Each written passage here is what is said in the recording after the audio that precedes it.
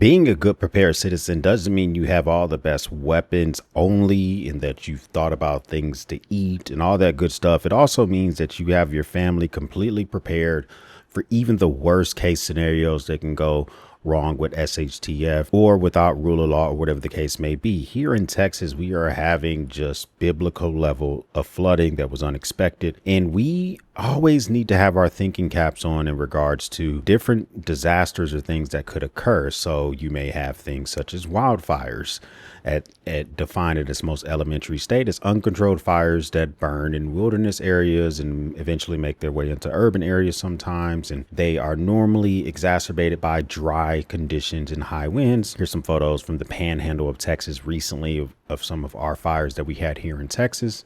Then we have things like hurricanes. This is from Hurricane Helene from last year. I remember Hurricane Helen from 2014 did all sorts of damage to my property in North Carolina.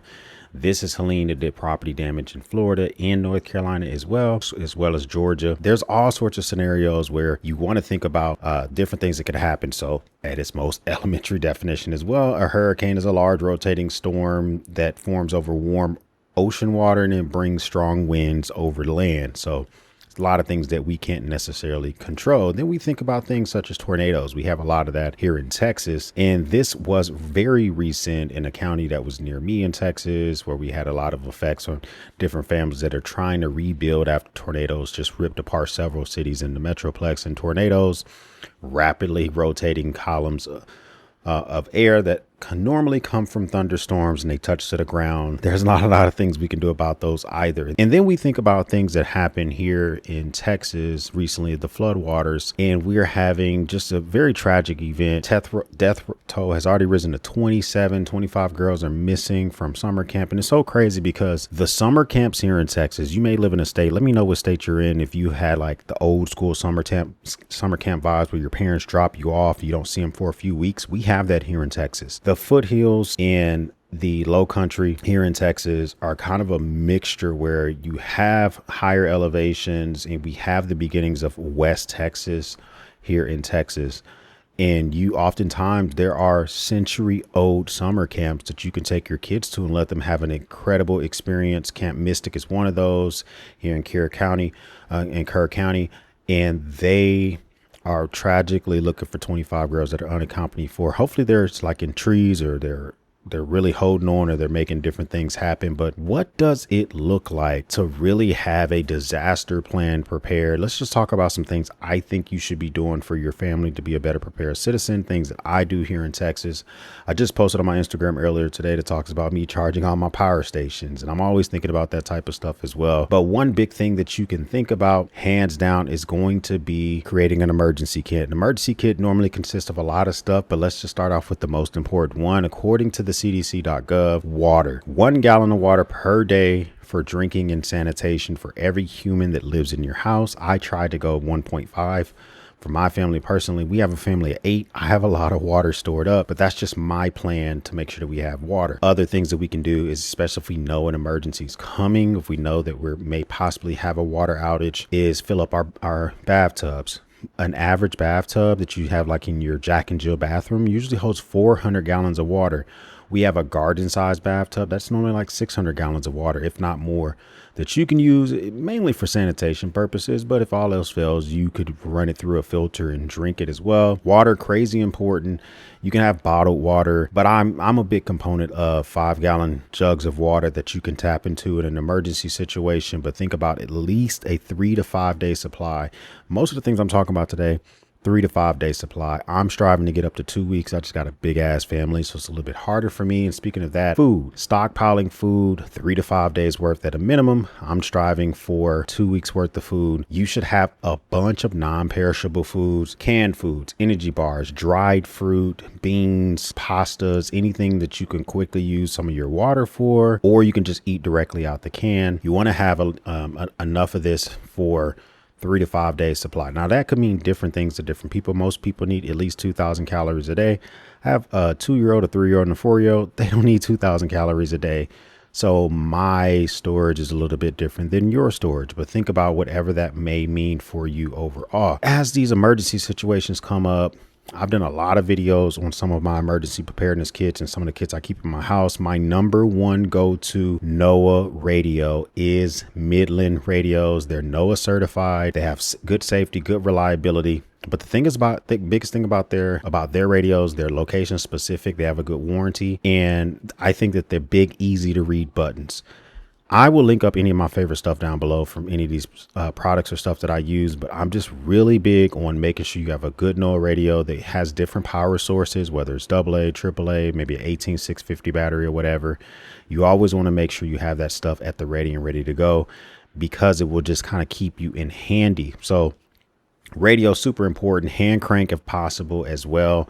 Next also is a whistle. I know we may not have to want to think about this, but if you are in a situation similar to like folks here in Texas and you find yourself in the attic of your house, you don't have an axe that can help you escape out the top of your house, or you do have an axe and you're sitting on the roof of your house, a whistle carries much further than your voice.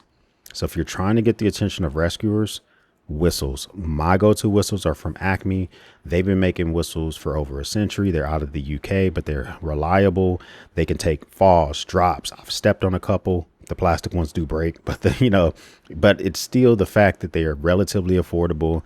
You can normally snatch some of these up and put them in all your kits and just be ready to go as well. But it's not just that. You may want to think about different wrenches. And with these wrenches, whether it's a monkey wrench that's going to help you maybe tighten a pipe that may be going crazy inside of your house, maybe just water pump pliers that are a little easy to mess with, or worst case scenario, I think at a minimum, you should have the ability to stop the water coming into your house just in case something crazy goes on. This will allow for you to open up the actual sewer cap or cover that's on your water lead that goes into your house. This will let you turn the water off that goes into your house. I've had to use this several times, not even in emergency situations that were due to weather.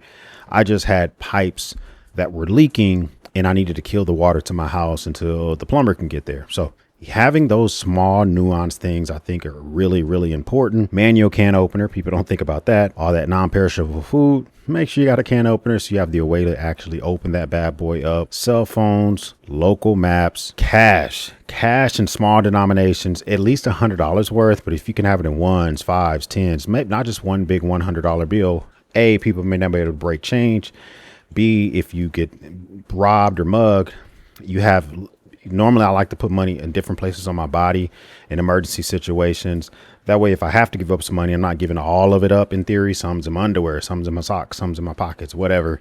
That makes sense for you. Power stations, I've talked about this before. So power stations are something that's going to be optional for you. I believe that you should at least have a 1 kilowatt power station. If you could get a 2 or 3 kilowatt power station. My favorite brands are Dapson, EcoFlow, and I'm a big fan of Blue Eddy. I would probably put Anchor right above Blue Eddy because of the app support. But if you want really good app support, the number 1 and number 2, EcoFlow and Dapson. Any of these I have on the screen, they work really well. They're going to get you between 768 watt hours up to 2 kilowatts of power that you can use to keep refrigerators running, CPAP machines going, any crucial electronics, charge those cell phones that you may have so that you can have an emergency contact. You want to have any of that stuff at the ready and good to go as well. There's just so many different little nuanced things that you want to make sure that you have.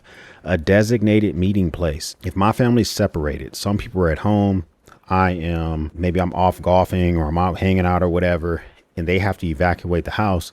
We have a meeting place that we have in the Metroplex, and then we have a bug out location that we all would meet at. Regardless if we have no cell phone signal, we know where to go. So I can expect to see my wife and my kids there no matter what's going on. I think that's something that you may want to consider as well.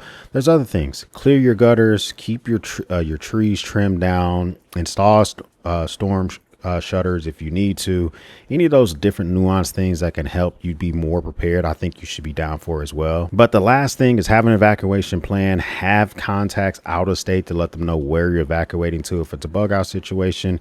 Also, make sure you got really good flashlights. So if you want to get a big boy flashlight, kind of like this Nikkor, this is the Ace Beam P20, big old flashlight, big beam. This may be too much for inside your house, but a big long battery life. Or you can get the Olight Warrior 4X, which recently came out, which still has a decent output as well.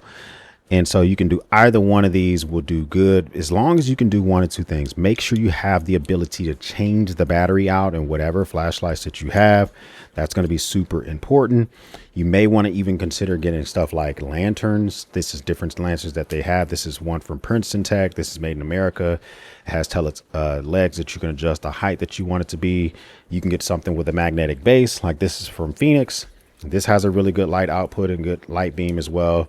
So it's going to have plenty of flood for you to go in different color temperatures. Whatever you do, you need to have your preparedness plan ready to go, because you never know when you can be caught off guard. Now, I wish the thoughts and prayers to those that are going through stuff in different parts of the country, whether it's wildfires, whether it is tornadoes, whether it's the flooding, or you're getting ready for hurricanes. But comment down below, what do you have in your emergency preparedness kits or plans that I'm missing? I didn't hit everything here. I know that there's way more to this, but I really thought this was prevalent to talk about, especially what's going on here in my state. If this is your first time stopping by, hit the subscribe button. I would love to have you part of the battalion. If this is not your first time stopping by, well, thank you once again for watching me run my grape. For everyone else, we'll speak soon.